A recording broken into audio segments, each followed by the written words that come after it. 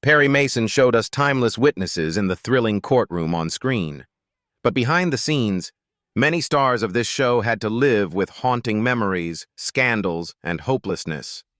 Just how broken were their lives? Let us explore the truth and pay tribute to the legacies they left behind. Let's go. Raymond Burr as Perry Mason. Raymond William Stacey Burr was born on May 21, 1917, in British Columbia, Canada. He became an immortal face of American television when he took on the role of attorney Perry Mason in 1957, when he was 40 years old. Over 9 celebrated seasons, Burr portrayed a smart, honest, and invincible lawyer who won the hearts of millions of viewers. But behind the spotlight of Perry Mason was a private life full of storms and pain.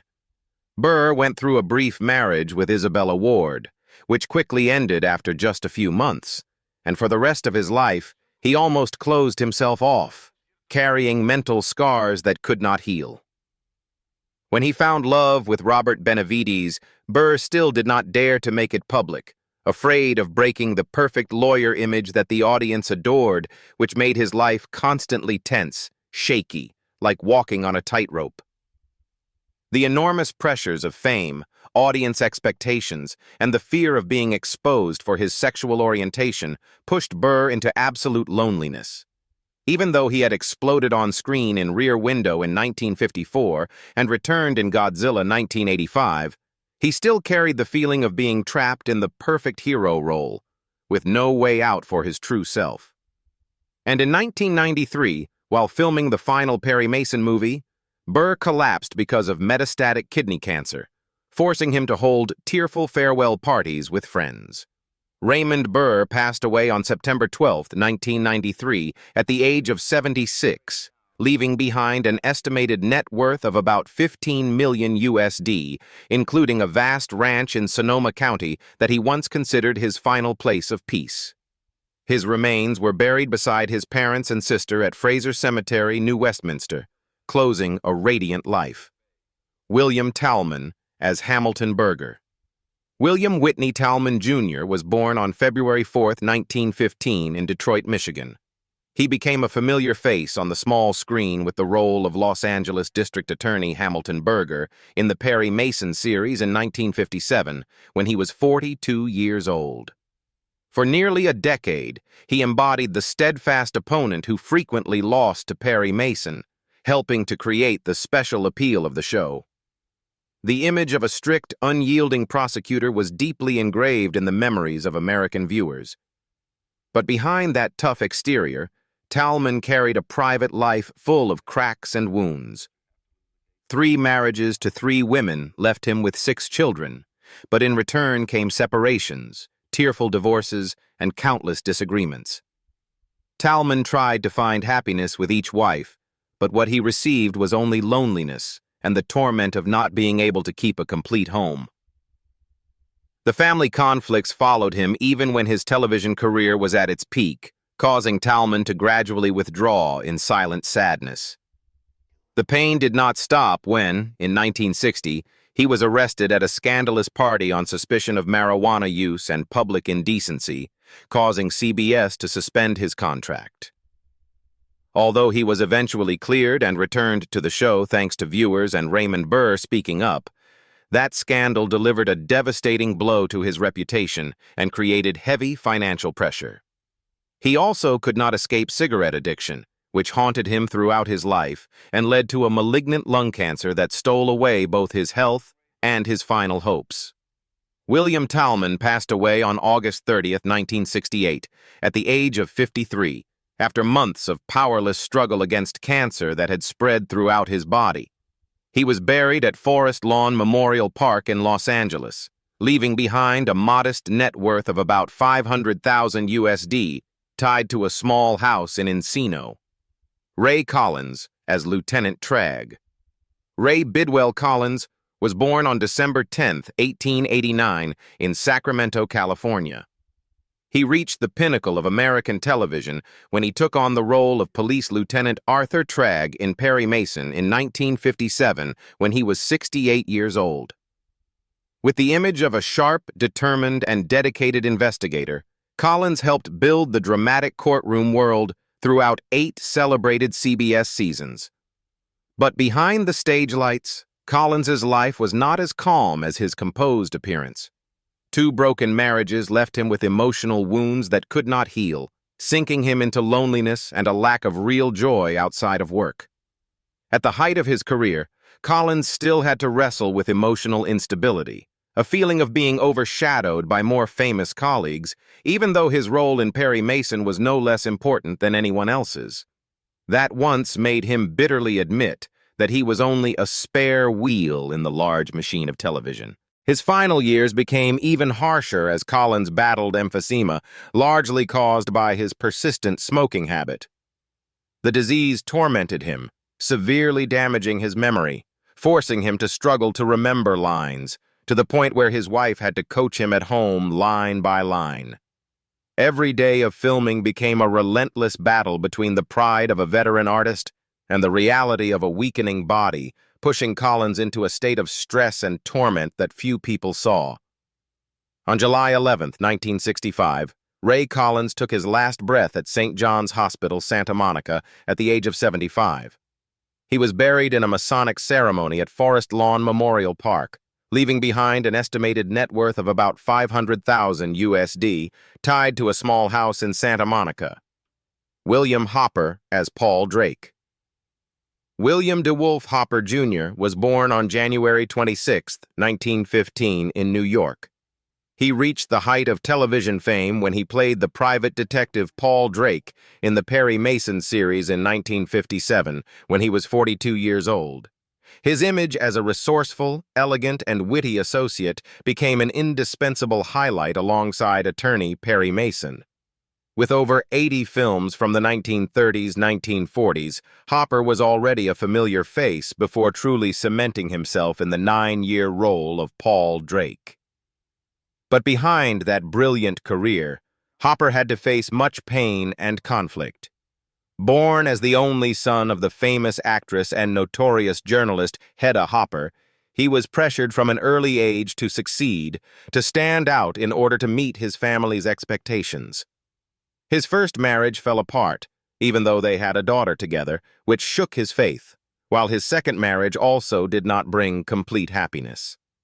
For many years, he was haunted by stage fright, to the point he once swore he would never act again, and only reluctantly returned under pressure.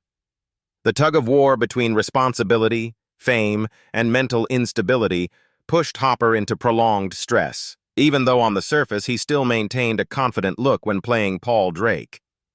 The work pressure, along with a packed filming schedule, quickly destroyed his health, leading to a severe stroke in early 1970. He had to be hospitalized in a weakened state, and then did not survive pneumonia just 3 weeks later, closing a life full of loneliness and regrets. William Hopper passed away on March 6, 1970, in Palm Springs, at the age of 55, leaving behind an estate of about $1 million USD, along with the house in Palm Springs, as the last testament to a talented man who was endlessly exhausted by fame and the harsh demands of the entertainment world. In the memories of viewers, he will always be Paul Drake, the intelligent and loyal figure who illuminated countless cases alongside Perry Mason. Marion Ross as Helen Harvey. Marion Ross was born on October 25, 1928, in Minnesota. She appeared in Perry Mason in 1965 when she was about 37 years old, taking on the role of Helen Harvey in the episode The Case of the Frustrated Folk Singer. Although it was only a guest role, Ross still impressed audiences with her gentle and sincere acting, before skyrocketing to fame as the model mother on television. Behind the spotlight, Marion Ross had to go through no small amount of pain and stress in her personal life. Her marriage to Freeman Meskimen, which lasted from 1951 to 1969, ended in divorce, leaving behind many emotional wounds and psychological pressures. She had to single-handedly take care of 2 children while maintaining a dense work schedule in Hollywood, which sometimes pushed Ross into exhaustion and anxiety about the future. The pressure of constantly having to appear perfect before the public as an actress made her shoulder even more burdens, even though she rarely spoke publicly about that loneliness. However, Marion Ross was still known for her optimism and remarkable strength. She persevered through family upheavals, continued to contribute to television and film, and maintained a trustworthy, relatable image with the audience. She even took part in a lawsuit related to the Happy Days image rights to protect her and her colleagues' interests, showing a determined will and professional pride despite her advancing age. By 2025, Marion Ross is 97 years old and has retired, enjoying life with her family, with an estimated net worth of about 10 million USD thanks to her long and diverse career. Even though life brought many challenges, she is still admired as a symbol of a resilient generation of actors who overcame heartbreak and hardship to achieve brilliant success. Barbara Hale as Della Street. Barbara Hale was born on April 18, 1922 in DeKalb, Illinois. She left an immortal mark when she played Della Street, the devoted and intelligent secretary beside Perry Mason, in the famous Perry Mason television series starting in 1957 when she was 35 years old. This role not only won her an Emmy Award in 1959, but also tied Hale's name to the image of a strong woman supporting justice. With 30 subsequent television films following, she became the only icon of Perry Mason lasting nearly 4 decades. But behind that spotlight, Barbara Hale also had to face years of personal challenges. Her marriage to actor Bill Williams once made her deeply distressed because of the double pressure from Hollywood and the responsibilities of being the mother of 3 children, forcing Hale to sacrifice many personal passions to keep the family together. Nevertheless, their marriage still went through no shortage of cracks, as busy schedules and society's expectations weighed heavily on both of them, making her fall many times into extreme stress and worry. In her final years, Hale had to fight chronic obstructive pulmonary disease, a consequence of prolonged pressure and the harsh working environment. Although she still kept a friendly smile in public appearances, she knew her strength was fading, and she had to say goodbye to her acting career after decades of dedication. She passed away on January 26, 2017, at the age of 94, closing a life of dedication but also many quiet sacrifices. Barbara Hale left behind an estate of about 3 million USD, including a cozy house in Sherman Oaks, California, which she passed on to her family and partly to charitable activities. Richard Anderson as Lieutenant Steve Drum. Richard Anderson was born on August 8, 1926, in Long Branch, New Jersey. He made a mark with television audiences through the role of Lieutenant Steve Drum, who replaced Lieutenant Trag, in the final episodes of Perry Mason, when he was 38 years old in 1964. Although he only appeared for 1 season, the image of this strict but dedicated police officer helped Anderson win the public's affection, before he went on to reach new heights in series such as The $6 Million Man and The Bionic Woman. However, behind the steady success on screen, Richard Anderson had to face a personal life full of challenges. He first married Carol Lee Ladd, but the marriage quickly broke apart. Later, he remarried Catherine Thalberg, the daughter of legendary producer Irving Thalberg and actress Norma Shearer, and had 3 daughters with her. However, the pressure from his career and differences in their lives caused this second marriage to end as well, leaving Anderson with a sense of loneliness and disappointment for the rest of his life. Under the Hollywood spotlight, he often wrestled between career ambition and a persistent inner loneliness, since the harsh entertainment industry was never an easy place to maintain personal happiness. In his later years, he chose a private lifestyle, only occasionally attending events in remembrance of old co-stars. On August 31, 2017, he passed away from age-related weakness at the age of 91 in a quiet house in Beverly Hills. His net worth at the time of his death was estimated at about 5 million USD, including the Beverly Hills house and various investments, left to his 3 daughters along with a portion for charity. George E. Stone as Court Clerk. George E. Stone was born on May 18, 1903.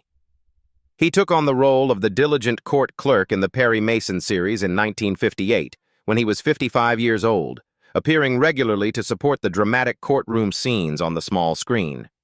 With this role, Stone helped bring a sense of realism and rhythm to the tense trial sequences. But behind the spotlight, George E. Stone had to bear many personal wounds. He went through 2 turbulent marriages, including a second marriage to actress Frances Stone, which ended in separation, leaving him with much regret and loneliness. The instability in family relationships, plus the pressure of the harsh film industry, made Stone retreat from the stage several times to heal himself. Repeated illnesses, from pneumonia to near-total blindness, pushed him into a state of mental crisis, forcing him to rely heavily on colleagues just to keep working. In his final years, Stone suffered a severe stroke that left him paralyzed on one side and unable to speak, requiring long-term care at the motion picture country home. He took his last breath on May 26, 1967, at the age of 64.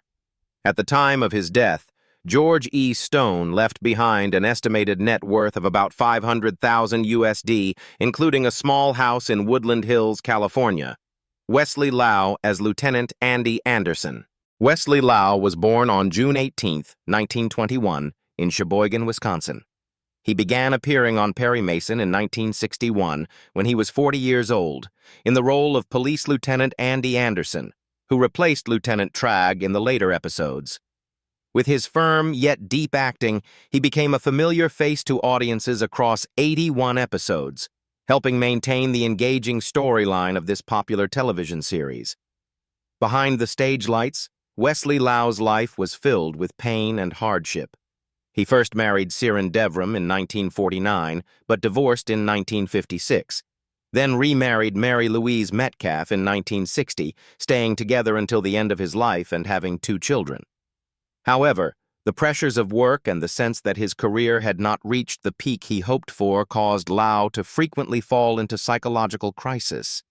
His relationship with his children also became strained, leaving him with feelings of loneliness and isolation, even when standing in front of admiring crowds. After many years of having to endure mental wounds, Wesley Lau suddenly passed away from heart failure on August 30, 1984, at the age of 63. His net worth at the time of his death was estimated at about $500,000 USD, including the house in Los Angeles, most of which was left to his wife and 2 children. Kenneth MacDonald as judge. Kenneth MacDonald was born on September 8, 1901, in Portland, Indiana. He began appearing on Perry Mason in 1957 when he was 56 years old, in the role of a judge, a powerful, stern figure who was sometimes associated with surprising rulings. Through 32 episodes over nearly a decade, he became a familiar face in this famous television series, helping to create the tense, thrilling atmosphere of the courtroom. Off-screen, Kenneth MacDonald had a complex personal life with many burdens. He was married twice. First, to Gladys Avenel Seifert Elting, but that marriage ended in divorce, leaving behind no small amount of emotional wounds. Later, he remarried Lemie Catherine Nave, with whom he stayed until the end of his life and had 3 children, though sources indicate his relationship with his only daughter remained distant. As a result, MacDonald carried a feeling of loneliness, finding it difficult to seek comfort. In his final years, Kenneth MacDonald had to face brain and lung cancer, which tormented his health day by day. He was admitted to the Motion Picture and Television Country House and Hospital in Woodland Hills, which had cared for many veteran Hollywood actors. During this time, he lived very quietly, almost completely withdrawn, with little outside contact, although loved ones were always by his side. The bottled-up sadness from family troubles, together with career pressures, caused MacDonald to endure much mental pain before his passing. He died on May 5, 1972, at the age of 70, leaving behind a vast career with more than 220 roles, but also unfinished ambitions for greater fame. His net worth at the time of death was estimated at about $500,000 USD, including the house in Los Angeles where he had lived, which was divided among his wife and children as a final legacy. Michael Fox as autopsy surgeon. Michael Fox was born on February 27, 1921, in Yonkers, New York. He began appearing on Perry Mason in 1957, when he was 36 years old, playing the autopsy surgeon, a familiar character in many episodes, providing crucial forensic evidence to support justice. With a calm and precise demeanor, Fox made his mark as an indispensable link in the criminal world of this famous series. Behind the screen, Michael Fox's life was far from smooth. His marriage to actress Janice Mercy became fractured because of trust issues and emotional distance, causing him to sink into loneliness many times. In addition, financial difficulties also weighed on his family, even though he tried to maintain his acting career to support their 2 children. The pressure of the entertainment industry, along with the burden of responsibility, frequently pushed Fox into a state of exhaustion and mental fatigue. In his final years, Michael Fox had to fight many health problems, especially pneumonia, the illness that took his life on June 1, 1996, when he was 75 years old. His net worth at the time of death was estimated at about $1 million USD, including the house in Los Angeles. John Gallaudet as judge. John Bury Gallaudet was born on August 23, 1903, in Philadelphia. He began appearing on Perry Mason in 1959 when he was 56 years old, in the role of a judge, a calm, fair-minded character who frequently appeared in the series' key trials. He was remembered by audiences as Judge Ben Penner, one of the most familiar judges of the show. Off-screen, Gallaudet's life was filled with ups and downs. His first marriage to actress Wynn Gibson quickly ended after just 3 years, leaving behind regrets and emotional wounds. His second marriage to Constance Helen Mackenzie also had many deep disagreements, leading to their separation later in life. Having no children, Gallaudet had to face prolonged loneliness, especially as his health declined. Although he had a long and steady career, he still carried a sense of disappointment for never truly reaching major stardom in Hollywood, often cast in supporting roles that audiences rarely mentioned by name. In his final years, Gallaudet lived quietly and withdrawn until he passed away on November 5, 1983, at the age of 83. His net worth at the time of death was estimated at about $500,000 USD, including a house in Los Angeles, the last remnant of a lifetime of hard work, but also many personal sorrows. Pitt Herbert as autopsy surgeon. Pitt Herbert was born on September 25, 1914, in New York. He began appearing on Perry Mason in 1959 when he was 45 years old, playing the autopsy surgeon, a supporting but crucial character who helped perform examinations and provided medical evidence to solve complex cases. Audiences remembered him for his calm, precise, and highly responsible image in every episode. Off-screen, Herbert's life was not smooth. His 3-decade-long marriage to Helen Emily Truesdell ended in divorce, leaving him with deep emotional wounds. After the separation, he gradually became distant from his only child because he was too absorbed in work and lacked emotional sharing. In his later years, Herbert was diagnosed with both ALS, Lou Gehrig's disease, and leukemia, which forced him to endure long periods of pain and physical weakness. Even though he tried to maintain an optimistic spirit, he could not avoid feelings of regret over the family breakdown and the distance with his child.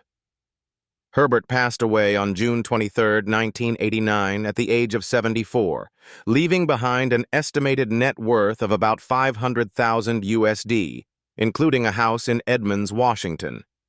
Concluding a career worth recognizing, but a personal life filled with much sorrow. Morris Ankrum as judge. Morris Ankrum was born on August 28, 1897, in Danville, Illinois. He began appearing on Perry Mason in 1957 when he was 60 years old, taking on the role of a stern and fair-minded judge who frequently presided over Perry Mason's challenging cases. With a dignified manner and authoritative appearance, Ankrum quickly became a familiar face on the small screen across 22 episodes until 1964. Off-screen, Ancram's life was quite turbulent.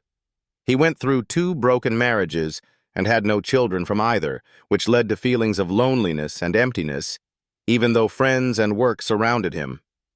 Limited family ties made him withdraw further, devoting all his time to acting and directing stage plays as a way to compensate for his personal losses.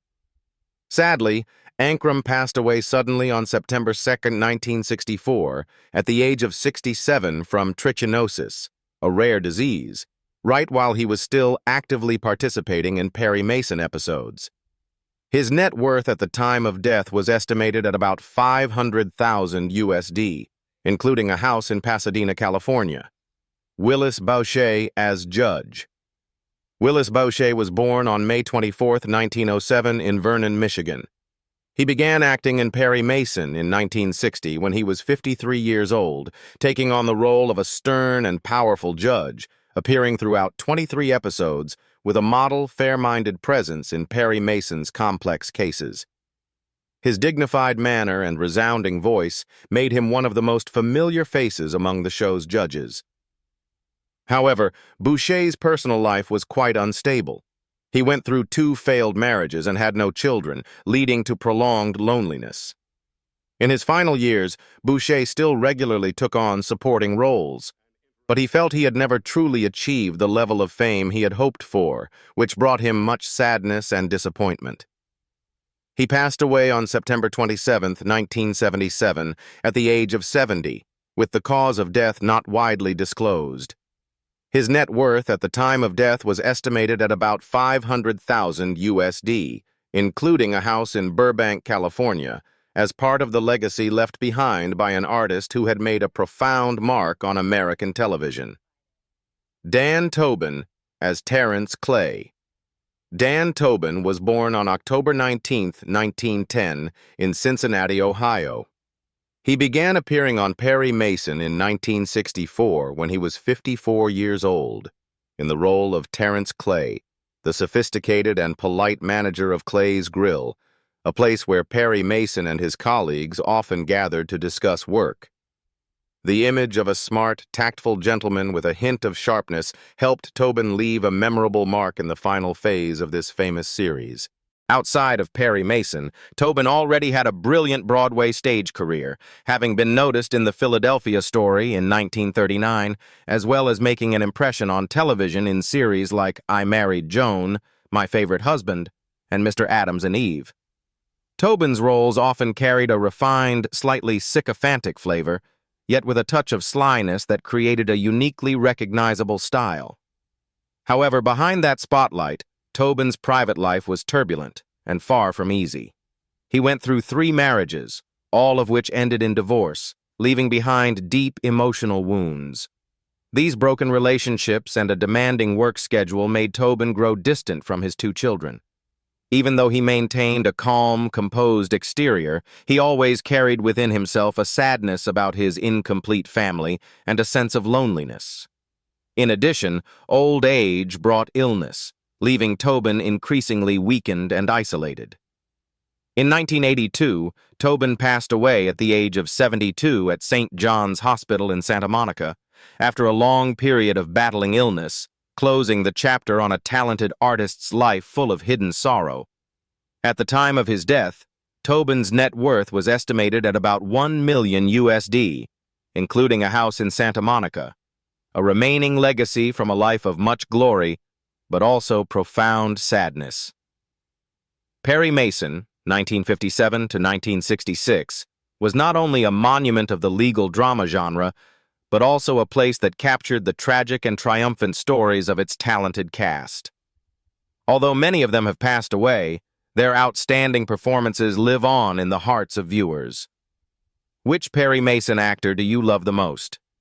Feel free to leave your thoughts in the comments, and don't forget to like and share so we can relive the wonderful memories of this classic series.